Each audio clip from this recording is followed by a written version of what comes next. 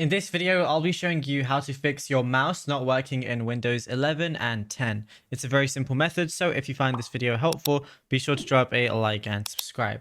Now, it's actually very easy to go ahead and do this. So to fix it, what you're going to have to do is either use your keyboard and you can control it that way, or you can go ahead and connect another mouse to fix your other mouse as well.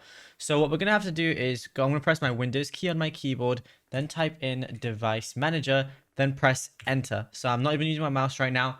From here, all I want to do is press tab on my keyboard, then use the arrow keys to scroll down.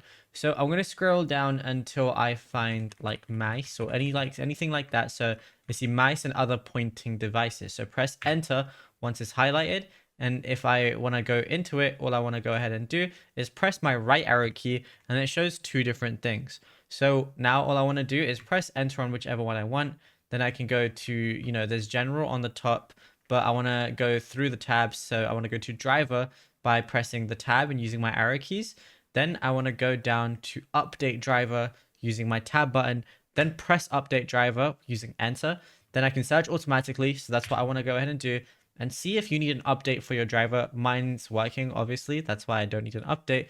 But yeah, you should do that on both of them, and then it should be working. Now, if you're using a Bluetooth device, try and switch it into another port in your PC, and make sure if you're using like a dongle for your mouse, make sure it has enough coverage as well for your mouse, and then yeah, you should be good to go.